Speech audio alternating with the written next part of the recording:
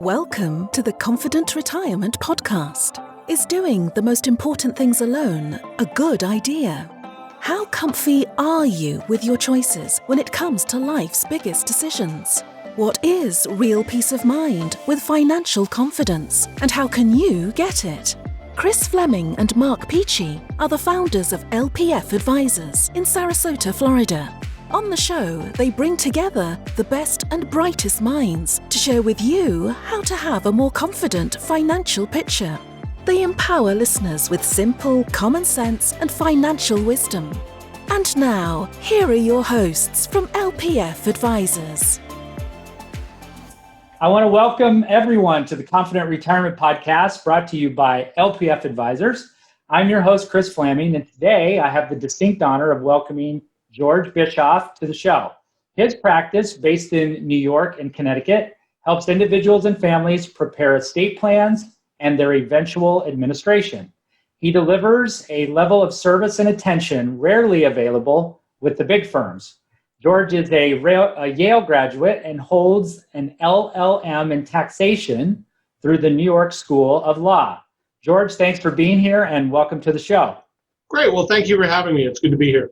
Yeah, we're going to have some fun. So I was checking out your background on your website, did some research on you because everybody can research people nowadays. And you have a really interesting history of how you came to be, where you are now. So can you just kind of take us through that and what led you to opening your own practice? Yeah, happy to give a quick walk through that. Looking backwards, it's a story of a guy finding the thing he likes to do, is good at it, and helps people. That's a tough thing for a college grad to get his hands around sometimes. But I had the good fortune to graduate from a great school, Amherst College. I was interested in law school. My father had been a lawyer, and I'd been a philosophy major, so that was a natural choice. And indeed, I leaned into that and had a good experience. But those greased rails, when they go well, can propel you along. I found myself in a very large law firm in New York City doing a couple different firms, doing interesting, challenging, rewarding work, all kinds of income tax work. I was a tax lawyer days. And I liked it, and the pay was good. But, working in a large law firm isn't for everybody, which is not to say that I needed to be doing charitable foundation work out in the world, but at the same time, I wanted a little more connection with things. I was lured by the siren song of investment banking and spent a couple of years doing some interesting tax-based finance work for public transit agencies, among other things. Okay. And that was good. We helped a number of large American transit agencies finance rail cars, finance buses using tax principles, and I enjoyed that. That involved a little bit of travel around the country. I liked it, but ultimately that business went away as interest rates fell, and we financed every rail car in the country. It was that time that I thought about what I liked, what I was good at, which was talking to people, working with people, using my smarts and charm, tongue firmly in cheek to help people do things they want to do. I had a tax degree and a little gray hair, and I hung out my shingle to do estate planning. And, 15 years later, I'm proud that we've done some good planning. And it keeps me busy, and I'm doing something that folks, for the most part, know they want to do. And I can't work with everyone, and I don't try to. But, it's a practice that I enjoy that helps people. So the railway financing, that particular position you have, is that when you were in Australia? Well, I was working for a bank that was based in Australia. Okay. Yeah. So were you over there? Did you have to travel over there or not? It's a little bit of a game. When I'm in a bar and someone brags about a long flight, I can say, well, I've done New York to Sydney, middle seat coach. How about you? Oh, man. Wow. There aren't any longer flights. But no, I had the good fortune to go down there a couple of times. Okay. Beautiful country and just a generous, highly hospitable, wonderful people who speak English and, like Americans. So, fond memories of my time. For the most part. That's right. Yeah. Right. Okay. So if you could go back and tell the younger you, it could be 15 years ago, or it could be 30 years ago. If you could go back and tell the younger you one thing, this is something that I'm going to come back and tell you now that I know in the future that you could tell that younger person, what do you think it would be? Oh, that's a really great question. It's a number of different things, including get more sleep. But I think that, it's a little bit of reinventing the wheel. I don't believe in the idea of find what you're passionate about and do that. But I think as a person comes up through work, and I would say this to my younger self, find the things about what you do. Try and find a way there to add value. There's no job security in the world like having a group of clients, customers, vendors, whatever it might be, who value you personally and the services and skills you bring. And I've had the good fortune to be able to do that. But, had I hung out my shingle, 15 years sooner, the empire might be a little larger. But right. Could be. Right. It's been a path. So is there an easy way when you're working with a potential client or someone retains you or hires you? Is there an easy way that you explain to them why a comprehensive estate plan is important? What it does, what it accomplishes, why that's important? Chris, great question. And I'm going to give you a lawyer's answer. It depends. I think part of what I do that I'm proud of, that I add value, is I really try and go as quickly as I can, as circumstances permit, to hear what people's situation is and what their objectives are. Sometimes people will send me their bank statements and their account numbers and passwords, and I say, slow down. Right. Let me hear who you are and what you're trying to do. But getting people talking about whether it's a blended family or family business or the house on Lake Como, it could be asset, it could be family structure, it could be wealth level. There may be a family secret, but getting people talking is the thing that I help. Okay. Can lead to, well, here's why you want to do some thoughtful planning around that, because the thoughtful planning is what connects your situation to your objectives. Yeah. And I think that's the whole thing where, a lot of times people think, well, I need the prescription before you understand my symptoms, to use like a doctor term. Or I come in knowing they think they know what they need without telling the professional what about their entire situation. They could be completely off base. So are there areas of your practice that you personally get the most enjoyment from right now? Yeah, no, happy to share. And it comes out of a sort of a little bit of an anecdote. I was with a woman in the conference room for a while. It was 90 minutes, and she was, let's just say, her late 60s. And we were talking about her husband, who was in his early 70s and had some significant health issues. And we were working through the consequence of, well, what happens if she were to pass first? And that's garden variety, check the box question to ask. There was nothing super smart about me asking it. But we came out of it really kind of exhausted. And she said, this is exhausting. It's really hard work to think about these things. You must be exhausted too. And I said, well, I am. But I'm exhausted in the way that I feel when I get off the treadmill having run 3 miles, which is to say it's a workout in the way that, you enjoy working out. For me, this is using my skills and really leaning into a problem and solving it. And to this day, whether I'm talking about naming guardians for minors or keeping a 20-something on track or solving a problem with an ailing parent or an asset issue, it's fun to sink my teeth in and talk to people and connect and try to come up with solutions. Yeah. What do you think the biggest misconception that people have about your line of work, about your profession or the work that you do? Oh, I think that's easy. I think too many people think that estate planning is about having an estate. Well, I'll call a planner when I have an estate. Yeah, whenever that is. When's that? That could be a mansion or $1 million, but it's something to do when they have an estate. Yeah. So many people who, if they've, had a child or they've moved, they've gotten married, they've gotten divorced, job change, they have children leaving home for college, or they've got grandchildren. Those are all reasons to do estate planning. It's about your loved ones and protecting and caring for them. Yeah, so it's like life events that occur, and they don't register that as being an event where they might need to revisit or to change plans or to update what they've done. Okay. Correct. In working with people, what do you often see as the most overlooked areas or like blind spots that people have when it comes to the work, estate planning and the work you do? I define those as they don't even know they're there, exist, or they don't see them. What do you find are those most overlooked areas? Yeah, there's one in particular that I would flag, and it's a little technical, but the idea, many people who either in their retirement accounts or their regular accounts or sometimes an insurance policy or perhaps a piece of real estate in terms of thinking about how it's titled, meaning who owns it, or if there are beneficiary designations.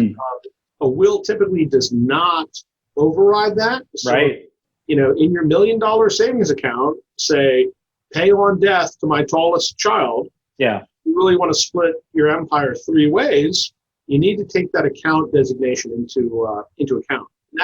And people often will overlook that. So a good planner will help people spot that issue, but that's a thing that often gets missed. Yeah, I see that all the time. People come in and say, well, everything's fine because I put that in my will, right? So let's look at your will. Okay, now let's see what you did on these beneficiary designations. Does this jive up? Is this what you want to accomplish? Because these are not congruent with each other. And I think a lot of times they think, well, the wills, I wrote the will, so I'm good.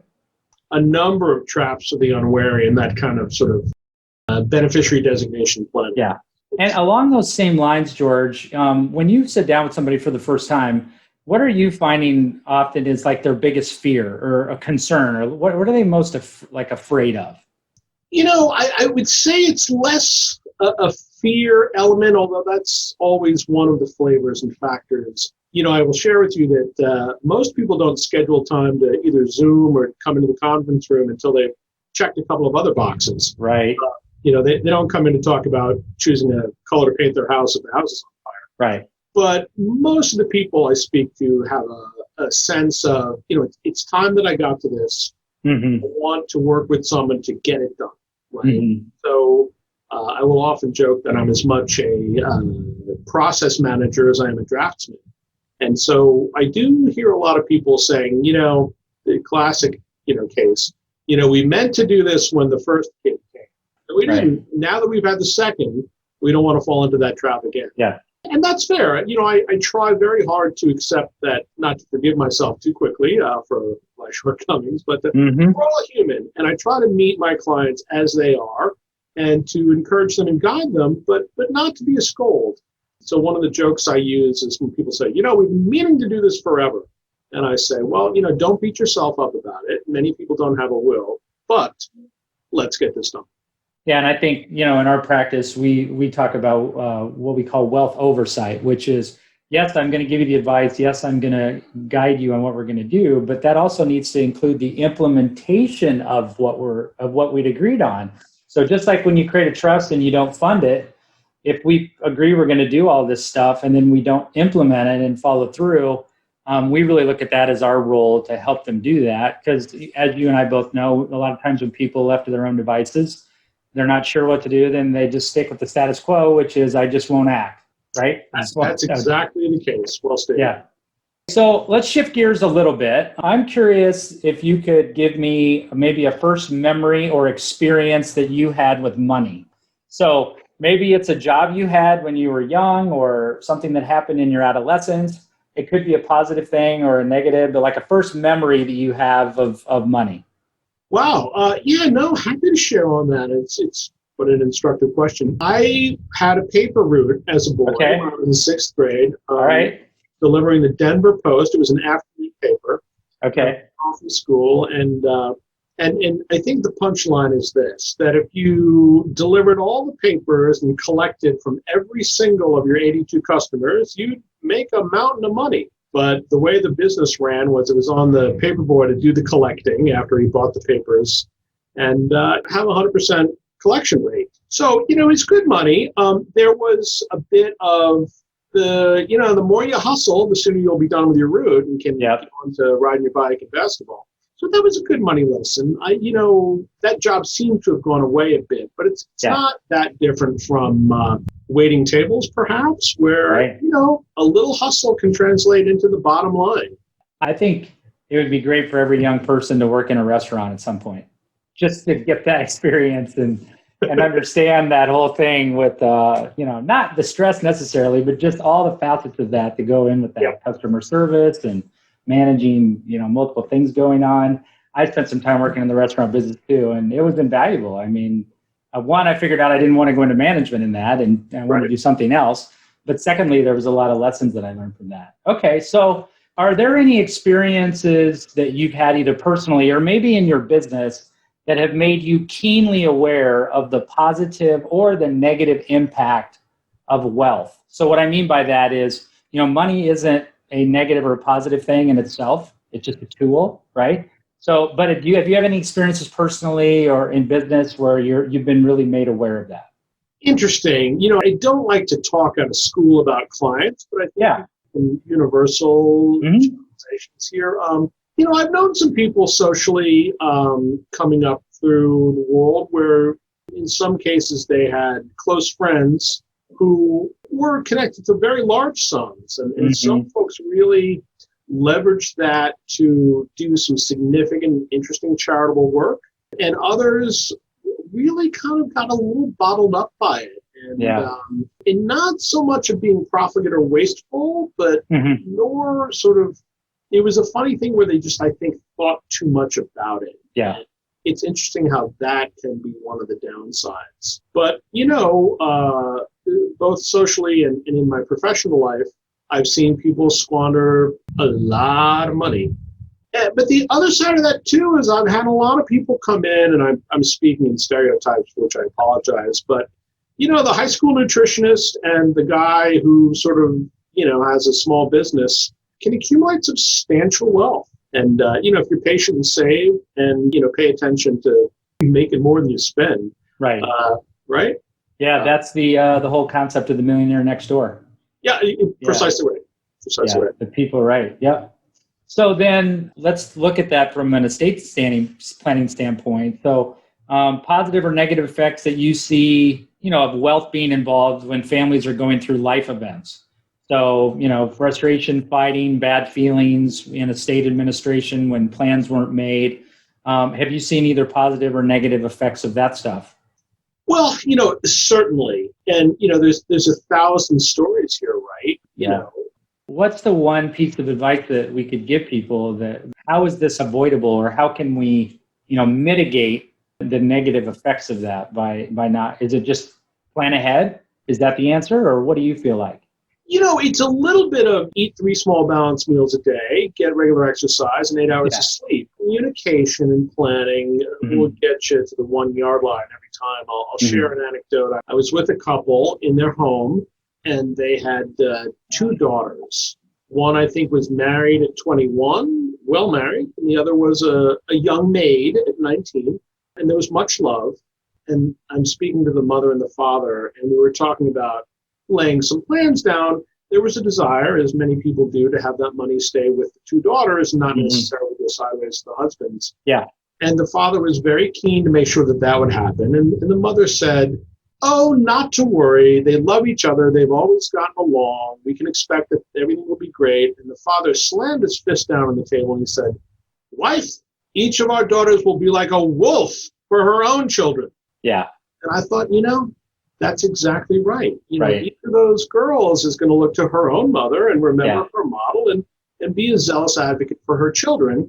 Yeah. And they're going to put their own children ahead of their sister, which, maybe all to the good or bad, right? But for the mother and the father in that story to lay out what their wishes are will help avoid misunderstanding and give guidance to what their wishes are. Yeah, great. No, that's really insightful. So what would you say is probably your biggest life accomplishment so far, either personally or professionally, or both? Well, I normally get all watery-eyed. That's okay. I'm good with that. No, I appreciate it. Let's keep it very real. I had the good fortune to marry well, and we have 2 fabulous children. My wife is successful in her business as a real estate agent, and I do something that I'm proud of and keeps me busy. And our kids, they're not launched yet. They're 19 and 17, but they're on track. And that is hard work and an accomplishment. Absolutely. I don't mind giving myself a pat on the back for progress to date, although there's work to be done. Yeah, and that's something to say anymore, that you can bring up kids they can fend for themselves, they're responsible, and they're contributing citizens. That's harder and harder nowadays, for sure. Okay, so if you weren't doing what you're doing now, what would you be doing instead? Was there the paper route thing didn't work out. So, did you have some other aspirations, when you were younger, or some other career you thought you might enjoy, or that you would go into? This is the conundrum Frost poses in The Road Not Taken, in which we all have. Right. I thought a bit about politics a long time ago, and then stuck my toe in the water by running for judge in my small town, and came in last place out of 4. And but it's worth the time and energy and name recognition, and I'm proud of that. I enjoy lawyering. There is a side of lawyering that is involved with big law firm work. Yeah. Which is interesting and pays well. I could see having gone that route, as my father did, and worked for a large oil company and did interesting transactional work, and was able to sooner than many. And had I gone that path, that's an interesting, challenging way to make a living and to make a difference too. So it sounds like you'd have to be doing something that was intellectually challenging and stimulating, it sounds like. That would be important to me. It's tough to see more than 2 bends down the road, and having been lawyering for 30 years, that's kind of what's in my field of vision. Right. But you kind of have to stay in that because things are always changing. True. Is there a way that you stay up on the changes? Is there something that you follow, that you read regularly? How do you kind of stay up on the changes that take place and what's going on in the field of legal work that you do? I will say that I'm lucky in that regard. I'm the first guy to make a lawyer joke, but it is a profession, and I belong to a number of professional organizations. Yeah. The New York State Bar Association, among others, and Connecticut Bar. And so they have a lot of good programming to stay current. They have an annual update. And then between listservs and newsletters, and I really, try to keep up with my colleagues, the important stuff filters down. I'll give you an example. New York, we've got a new power of attorney law, which is going to change the basic form for a power of attorney and make some other good changes. And there was a 3-hour continuing legal ed piece on that a couple of weeks ago.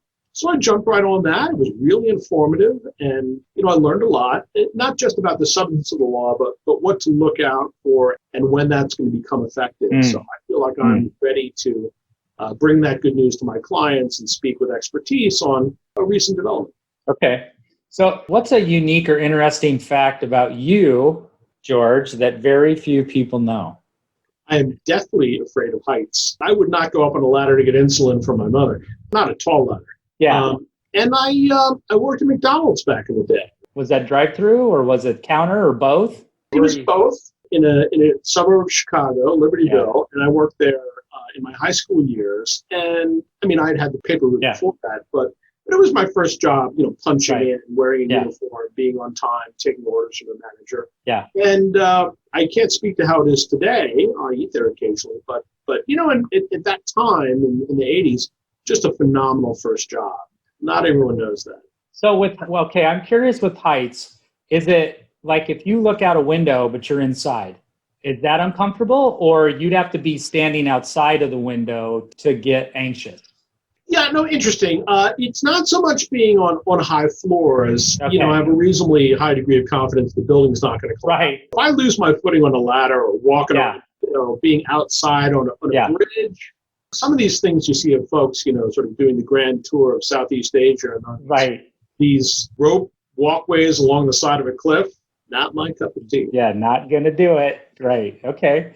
So what do you consider to be, I'm curious what you think the most exciting, or what are you most excited about right now with your business? We are in all kinds of ways, I think, at an inflection point. Okay. Tell you that socially, business-wise, with the economy, we're coming out of a pandemic. Mm-hmm. One thing that I see in my business life is the idea of what's going to stay remote and what not. And I think by this I mean specifically using things like Zoom, Skype, FaceTime.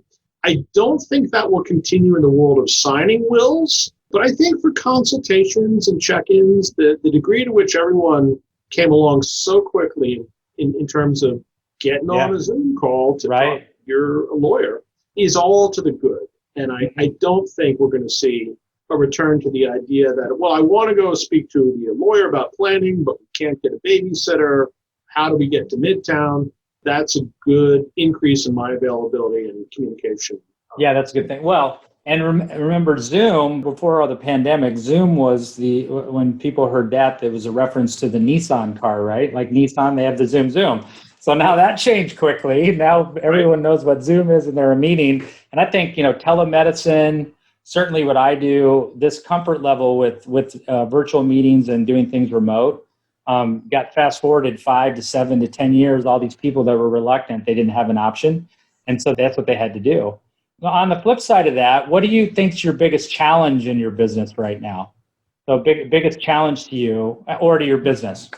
I have a worry that as we see automation increase, and perhaps in your world, the idea that certain kinds of financial planning, accounting, bookkeeping can be done by artificial intelligence, that's something we want to watch. And tying that a bit to the Zoom piece for a second, one of the things that I miss not having the couple in the conference room is where we bring up the topic of, who's going to be the guardian, is watching that body language between the two and seeing, is this something that they're going to have to wrestle about, or is this a difficult topic? You lose a lot of that on Zoom, and you lose all of it, I think, when people think, oh, well, let's just go to the Draft Your Own Will website. Right. It's appropriate for a lot of people. I don't want to sort of undervalue or throw stones at the idea that for some people, the fill out a form will, in emergency for a truly simple situation, that's the right tool for some people. But I don't want to see that carry away the importance of speaking to an advisor with experience about custom tailoring to get the plan right for each individual family. Yeah, I've talked about that before on this podcast, where the difference between information or knowledge and wisdom. So, right, information is readily available. The knowledge is out there, might be true or false, but that's in abundance. What is not in abundance is the wisdom, which is this form that I think will meet my needs? Am I even smart enough to determine that? And does it even actually do what I think it does? And is it going to accomplish what I want it to? And do I even know if I can make that decision, right? So not having that wisdom to say, does this fit and is it going to work in my situation? That's where having a professional or someone with experience come in. And I think that's very hard to replace, is that wisdom component. Even if you want to call it artificial intelligence, it's still not a wisdom component. Maybe someday we won't have to think about anything, George, maybe someday, but it's not here yet. So we still have to think for ourselves. So that's good. All right. So is there a question do you think that I should have asked you before, or is there anything you want to expand on from what you said earlier? Yeah, no, interesting to think about. A question you didn't ask is, what are some of the other documents that people need besides their own planning documents? And I kind of asked that to tee up a little tidbit I want to think about for. Go ahead. That's great. Which is that an easily overlooked but very valuable and simple thing to add to your planning is a power of attorney and healthcare proxy for your young adults. So folks in that 18 to 25 band, you call their college bursar or their college health services or their summer employer, and they are not able to talk to you. Right. That's right. Yeah, I've run into that before, not personally, but had clients that have run into that before. Yeah, getting those things when they go to college or move away. Right. Yeah. So not only for the individual, but also for their kids. Yep. Okay. And if people wanted to contact you, if they want to learn more about you, they want to find out or get in touch, what is the best way that they should do that? I'm in a couple places. I want to be visible. My website is probably the best way to sort of begin a connection, and that's bischofflegal.com. Okay. BISCHOFLEGAL.com. And then I'm on LinkedIn as well. And I have a sort of very thin, reedy, Twitter account that I will occasionally post things to. But, I try to be visible. I want people to find me when they have questions in that way. Yes. So that's a good place to look for it. Yeah, we're the same on Twitter. I have a presence there, but I'm kind of flying under the radar. So I don't know if that's because I'm not interesting or I'm just not posting enough. Right. Could be both. Who knows? Right. Yeah. So that's something I'm exploring right now. We're all finding our way forward with social media. But in terms of, working with me on a professional level, it continues to be the website is a great way to learn more about me and how to reach out to me. Yeah. And I try to make that a great point of entry. Okay, so we want to point everybody there and to check out George and the services he provides. And you learn a lot about him on there and how to get in contact with him. So George, listen, I want to thank you for taking time to be with me here today. You've been a very insightful guest. It's been a true pleasure to interview you. Folks, we've been here with George Bischof. And thank you all for tuning in to the Confident Retirement Podcast brought to you by LPF Advisors, where we're raising the retirement confidence of everyday people to another level, one show at a time. Thanks, everybody, and we'll see you next time. Take care. You've been listening to the Confident Retirement Podcast with Kris and Mark from LPF Advisors. For more information on them and retiring confidently, please visit lpfadvisors.com. If your ears are pleased and your mind is now at ease, do share the program with your friends and subscribe wherever podcasts are found.